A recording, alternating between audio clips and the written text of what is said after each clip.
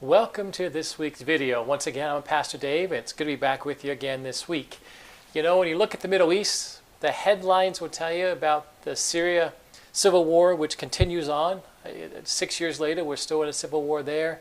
It would talk about the refugee crisis, especially what's happening in Jordan and over in Europe. Headlines would talk about ISIS and the evil that they continue to portray. But there's not much talked about when it comes to Egypt. In fact, asking people, not many people even know who the president of Egypt is. But there's some really good things going on in Egypt. You know, in 2014, at the time, Egyptian Army Chief Abdul Fattah al-Sisi, he was in the military, he announced that he was going to run for president of Egypt. That was in 2014. Now, going back even further to 2011, the Arab Spring that started there in Egypt and so on and so forth, the Jerusalem Post ran a headline, and it said, "Unrest in Egypt could lead to Israel's worst nightmare." So that's going back to 2011. Then in 2014, you have al-Sisi saying he's going to run for president, and now in 2017, he is the president of Egypt. And al-Sisi has done some great things. In 2013, he completely took out the Muslim Brotherhood, that radical regime of Mohammed Morsi. He took Morsi out of power.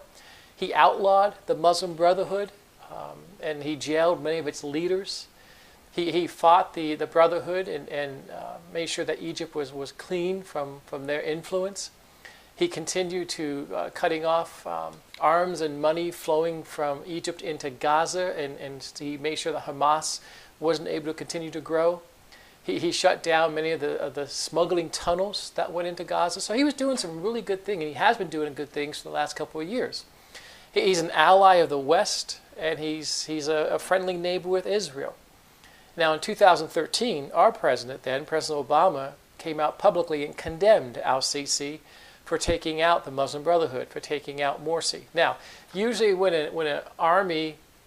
something like that happens, when an army comes in and forces out a leader in a democratic process, that's usually not a good thing. But in this case, in hindsight, it was a good thing, because even though it would have been a democratic process, the Muslim Brotherhood in control of Egypt just was not what the Middle East needed. It wasn't what Egypt needed, it wasn't what the Middle East needed, it wasn't what America needed. So in this case, and now looking back and seeing what al-Sisi's doing, the president of Egypt, it's some really good things. In 2013, we cut $1.3 billion of aid because, again, our president at the time condemned what's happening in Egypt. But in 2013, on the other side, in Egypt, 22 million Egyptians signed a petition for the removal of then President Morsi, because they saw where things were going. They realized it wasn't best for the people of Egypt. So you had the uproar in Egypt saying we need to change leadership. You had the military come in. The military took control. You had America at that point saying, well, we condemn this and can't support this.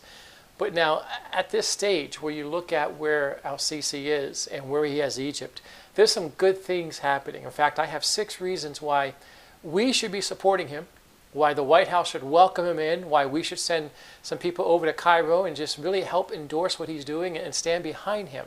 You know, he dramatically wants improved relationships with America. When he came over for the U.S. General Assembly in last October, before we had our elections, he met with both candidates, and he said he wanted to work with them no matter who won. And then when President-elect Trump did win, Sisi reached out to him, and he said that Egypt hopes that Trump's presidency will breathe a new spirit into U.S.-Egyptian relationships. So he wants to be friendly with the West. That's one thing we need to support by him. The second thing is, and this is incredible, you don't see this in the Middle East, but he has called for a religious revolution in Islam. Now, what does that mean? He's looking for a Muslim reformation, he says. He is calling a rejection to radicalism, and he wants to create a more peaceful, stable, and tolerant Islamic world.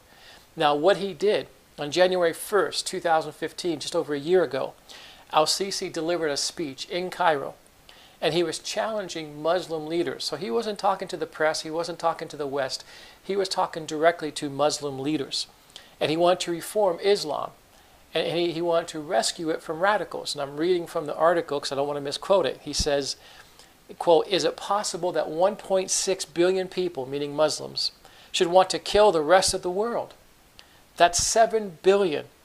So that they themselves may live?" And he says, impossible. So he's saying what's going on in the radical aspect of Islam, he wants to fight against, he wants reformation. And then he spoke to a bunch of scholars at a university.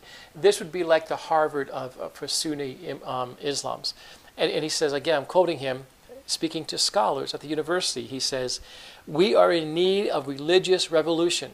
You, imams, are responsible before Allah. The entire world is waiting for your next move. I'm saying these words here at the university before this assembly of scholars and learned men." Excuse me, I'm fighting a little cold today.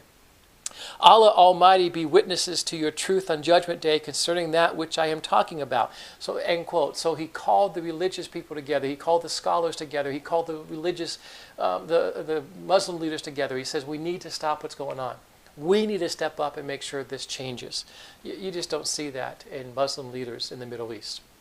Another thing he's doing is he's working around the clock to make sure that the jihadists, that the threat is eliminated, especially in Egypt and around the world, whatever impact he can have.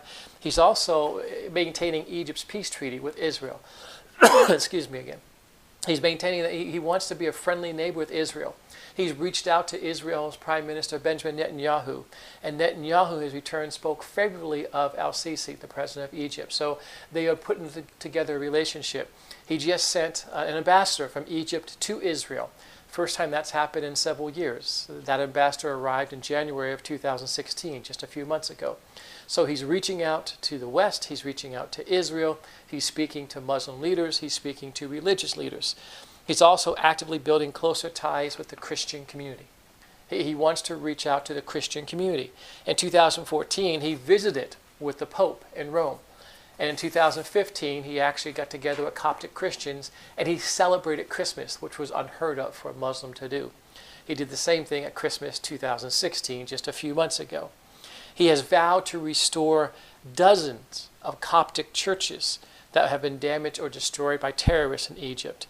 And just recently, because of him, the Egyptian parliament have approved legal measures to make it easier for churches, Christian churches, to be built and remodeled in Egypt.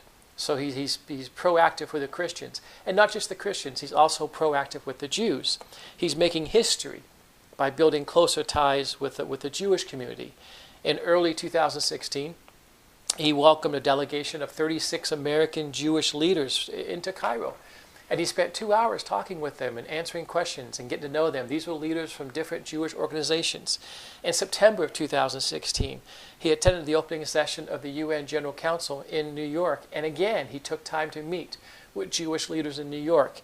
And then in December of 2016, he did the same thing. He welcomed Jewish leaders into Cairo and he met with them and said, I really want to work with you and make sure that we have a good working relationship.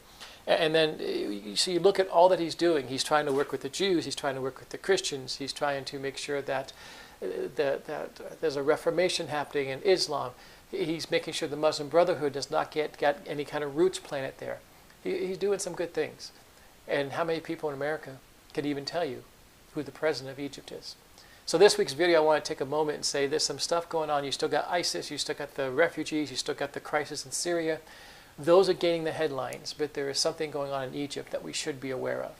So if nothing else, I hope I kind of just tickled you a little bit to make you go in and look at what this president's doing and what he wants to do, the reformation, the reform, the change. He seems to be speaking some pretty bold words, and his actions seem to be backing what he's saying. So anyhow, I hope that encourages you a little bit to see some good news coming out of the Middle East and what's happening over there. I look forward to seeing you again next week. We'll be back next week with a new video. Until then, have a great week. God bless you.